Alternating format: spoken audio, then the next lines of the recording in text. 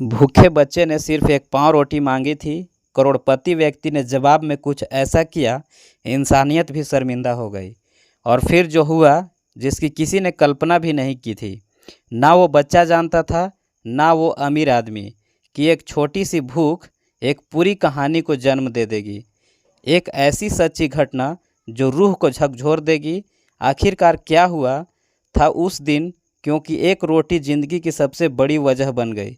पूरी कहानी जानने के लिए वीडियो को आखिरी तक ज़रूर देखें। साथ ही वीडियो को लाइक करें और कमलेश रियल वॉइस चैनल को सब्सक्राइब जरूर करें। और कमेंट में अपना और अपने शहर का नाम ज़रूर लिखें। कभी कभी जिन चीज़ों को हम फेंक देते हैं, वही किसी की ज़िंदगी का आखिरी सहारा होती है।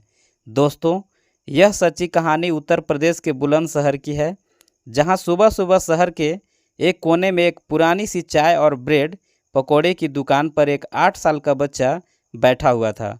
कपड़ों पर हल्की धूल थी, चेहरे पर मासूमियत थी और आंखों में कुछ ऐसा राज था जिसे कोई समझ नहीं पा रहा था। दुकानदार फिलहाल कहीं बाहर गया हुआ था, इसलिए बच्चा अकेले बैठा था। तभी एक सफ़ेद कार से उतरा एक सादा मगर बेहद सभ्य और सलीकेदार नौजवान। नाम था विवेक वर्मा। उम्र लगभग 26 साल। पहनावे से कोई बड़ा अफसर था, बिजनेसमैन लग रहा था, लेकिन चेहरे पर अकड़ नहीं थी, बल्कि एक अपनापन और शांति झलक रही थी।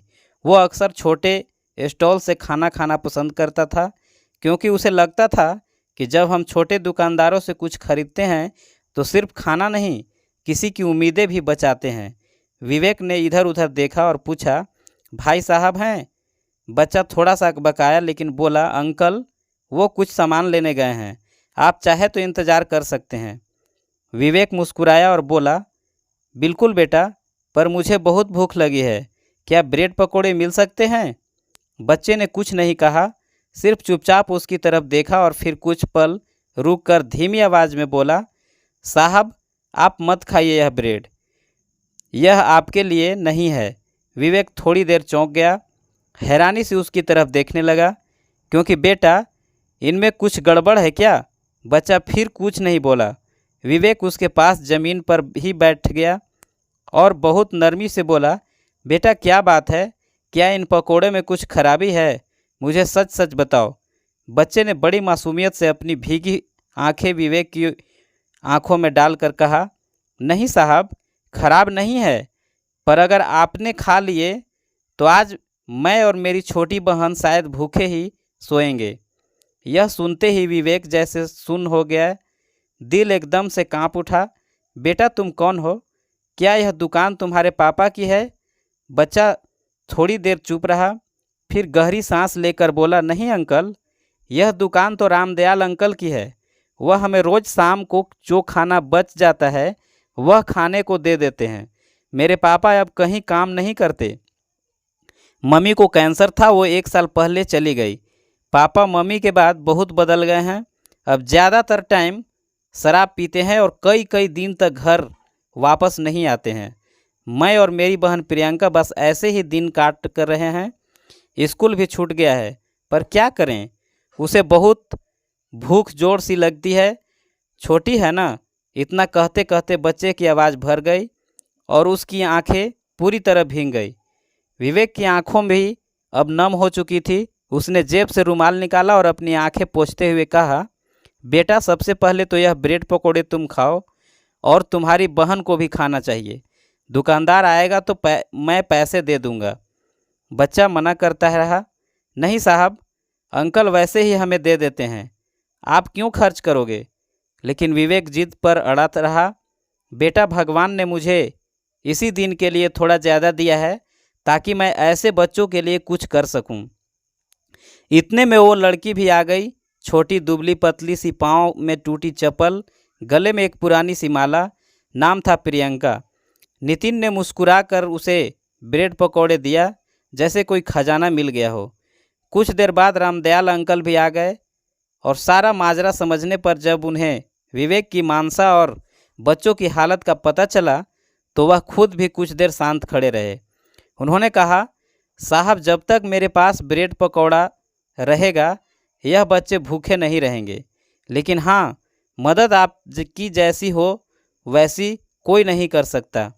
विवेक ने अपने बटुए से 1,000 रुपया निकालकर दुकान में रख दिए और कहा, यह बच्चों के खाने के नहीं, उन सभी के लिए है जो भूखे पेट सो जाते हैं पर बोलते कुछ नहीं। यह सुनकर वहाँ खड़े 2-3 और लोग भी भावुक हो गए और फिर कुछ ऐसा हुआ जो इन बच्चों की ज़िंदगी हमेशा के लिए बदल देने वाला था। विवेक का दिल अब बेचैन हो चुका था।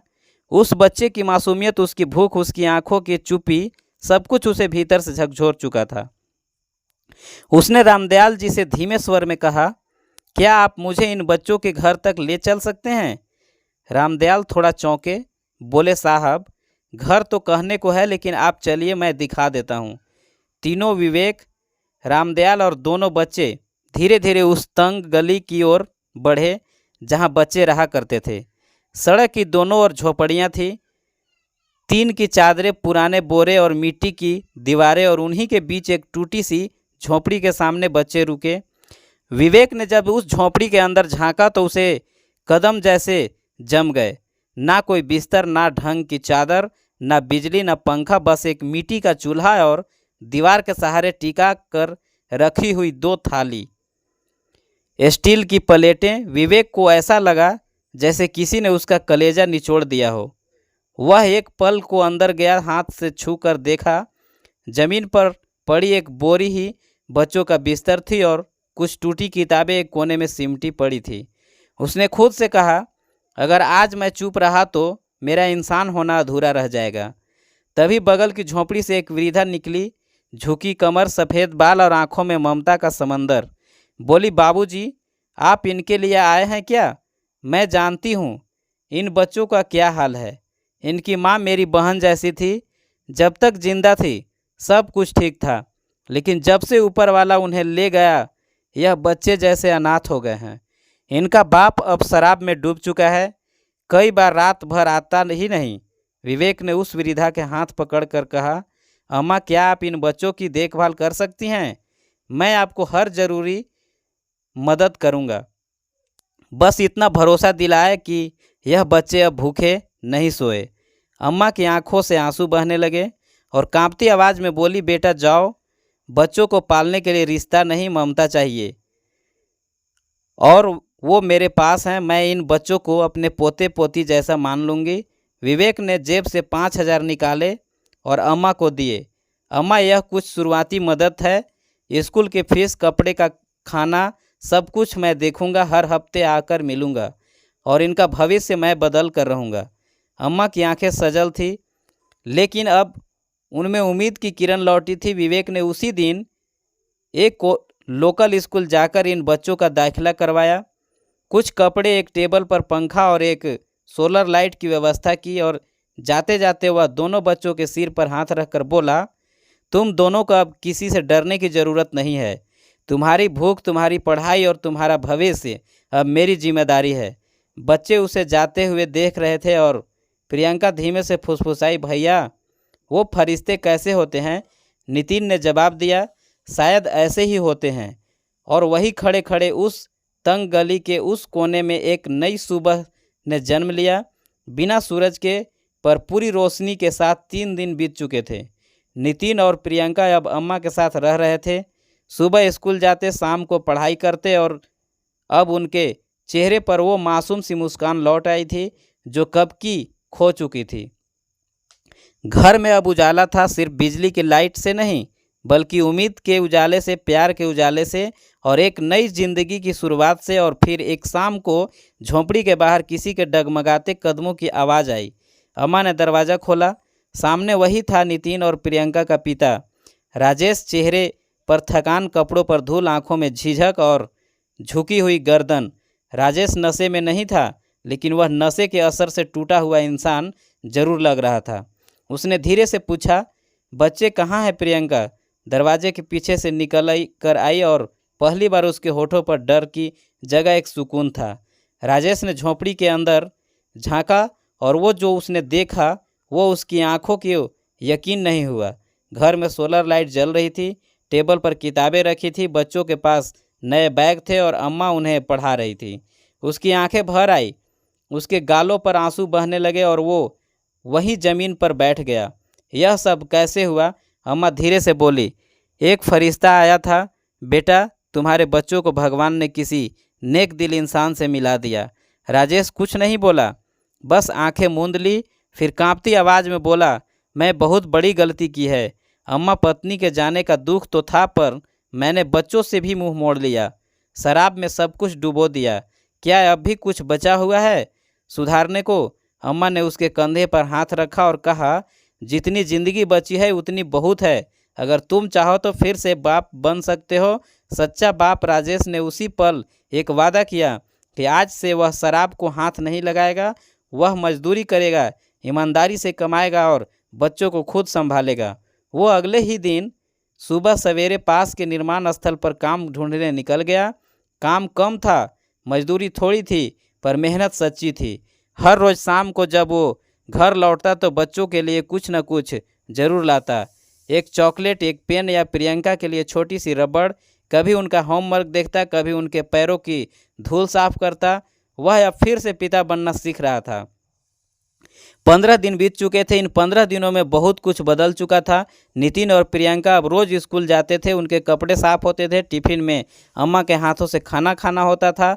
और सबसे बड़ी बात, उनके पिता राजेश अब हर सुबह मजदूरी पर जाया करते थे। उनके हाथों में छाले थे, बदन पर थकावट थी, लेकिन अब उसकी आंखों में शराब की लालिमा नहीं, बच्चों के लिए कुछ कर गुजरने की चमक थी।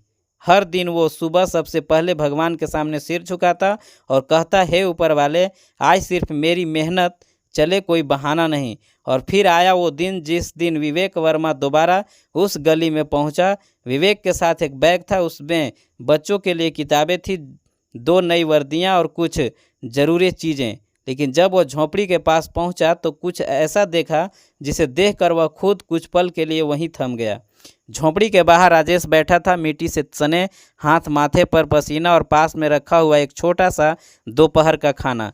नितिन पास में बैठा होमवर्क कर रहा था। प्रियंका राजेश के कंधे से लिपटी हुई थी। विवेक कुछ पल खड़ा रहा, फिर धीरे से आवाज़ दी, राजेश जी। राजेश ने जैसे ही मुड़कर देखा, एकदम से खड़ा हो गया, शर्माते हुए, झिझकते हुए बोला, साहब आपने इतने दिन बाद भी याद रखा। विवेक मुस्कुराया और बोला, याद नहीं छोड़ा था, मैं देखना चाहता था कि आपने वादा निभाया या नहीं। राजेश ने आंखों में नमी लिए जवाब दिया, साहब मैं आज खुद को झोंपड़ी से इंसान बनने की कोशिश कर रहा हूँ, और यह सब सिर्फ आपकी वजह से है। अगर उस दिन आपने नितिन की बात नहीं सुनी होती तो शायद आज मैं भी कहीं नशे में पड़ा होता और मेरे बच्चे कहीं फुटपाथ पर। इतना कहकर वो विवेक के पैरों में झुकने लगा, लेकिन विवेक ने फौरन उसे थाम लिया। नहीं राजेश जी, आप अपने बच्चों के लिए जो कर रहे हैं वो दुनिया का सबसे बड़ा काम है। मैं बस एक जरिया था, असली बदलाव आपने खुद किया है। विवेक ने नितिन के सिर पर हाथ रखा, प्रियंका को गोद में उठाया और कहा, अब तुम्हें डरने की ज़रूरत नहीं है। तुम्हारे पास अब एक मजबूत पिता है, और जब तक मैं जिंदा हूँ तुम्हारे साथ भी हूँ। उस दिन पहली बार राजेश खुलकर मुस्कुराया, और उस मुस्कान में पछतावा नहीं, आत्मसम्मान था। वक्त बीतता गया। गली की वह टूटी फूटी झोंपड़ी अब भी वही थे, लेकिन उसके अंदर रहने वाले लोग अब बिल्कुल बदल चुके थे।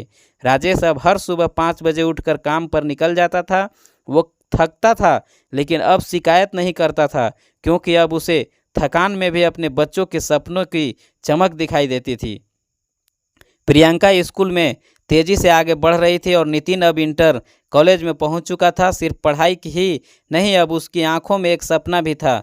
मैं बड़ा होकर उन बच्चों के लिए काम करूंगा जो कभी किसी को कह नहीं पाते कि उन्हें भूख लगी है। इसी दौरान कॉलेज में एक फेयरवेल पार्टी रखी गई। हर विद्यार्थी को मंच पर आकर अपनी ज़िंदगी की एक कहानी साझा करनी थी।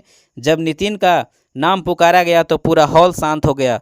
वह मंच पर पहुंचा, हाथ में माइक लिया, कुछ पल आंखें बंद रखी और फिर बोला, मैं कोई स्पेशल नहीं हूँ। मैं उसी गली से हूँ जहाँ हर तीसरे घर में भूख और अंधेरा एक साथ बैठते हैं। मैं वही बच्चा हूँ जो एक दिन ब्रेड पकौड़ी की दुकान पर बैठा था और एक अमीर आदमी से कहा था, साहब यह आपके लिए नहीं है, क्योंकि उस दिन अगर वह पकौड़े बिक जाते तो मेरी बहन भूखी सो जाती। पूरे हॉल में जैसे सन्नाटा छा गया। मेरी माँ की मौत ने मेरे पिता को तोड़ दिया और उनकी टूटन ने हमें लगभग बर्बाद कर दिया। लेकिन एक अनजान इंसान, एक फरिश्ता बनकर हमारी ज़िंदगी में आया और उसने सिर्फ हमें खाना नहीं दिया, हमें जीने की वजह दे दी। आज मैं जिस मंच पर खड़ा हूँ वो सिर्फ मेरी मेहनत का नहीं, उस एक इंसान की संवेदनशीलता का फल है। अगर वह ना होता तो शायद मैं जेब काट रहा होता या सड़क पर पड़ा होता। मैं जानता हूँ कि यह दुनिया सबको एक जैसी नहीं मिलती, लेकिन अगर एक इंसान एक भूखे बच्चे को देख ले तो शायद एक कहानी बदल सकती है। इतना कहकर नितिन की आवाज़ रुक गई। भींगी आंखों से उसने कहा, धन्यवाद उस फरिश्ते को और मेरी अम्मा को जिन्होंने मुझे कभी गिरने नहीं दिया। पूरा हॉल तालियों से गूंज उठा और उस भीड़ में कहीं पीछे खड़ा एक शख्स विवेक वर्मा अपनी आंखों से आंसू पोंछ रहा था। दोस्तों, गरीबी सिर्फ पैसों की नहीं होती, कभी कभी वह हालात की, मजबूरी की और समाज की आंख मूंद लेने वाली बेरुखी की भी होती है। और अगर इस दुनिया में कोई सच्चा फरिश्ता है तो वह वो इंसान होता है जो भूखे को खाना, बेसहारे को सहारा और टूटे हुए दिल को फिर से जीने का हौसला देता है। अब एक सवाल आप सभी से, अगर आप विवेक की जगह होते तो क्या करते? क्या आप भी किसी अनजाने मासूम की तकलीफ को महसूस कर पाते? क्या आप भी आगे बढ़कर किसी की ज़िंदगी बदलने की हिम्मत दिखा पाते, या फिर आप भी दुनिया की तरह सब देखकर भी अनदेखा कर देते? कमेंट करके ज़रूर बताइएगा। आपका जवाब शायद किसी और के अंदर सोई इंसानियत को जगा दे। और हाँ, अगर यह कहानी आपके दिल तक पहुंची हो तो वीडियो को लाइक करें। मिलते हैं अगली बार नई कहानी के साथ। तब तक के लिए धन्यवाद। जय हिंद, जय भारत।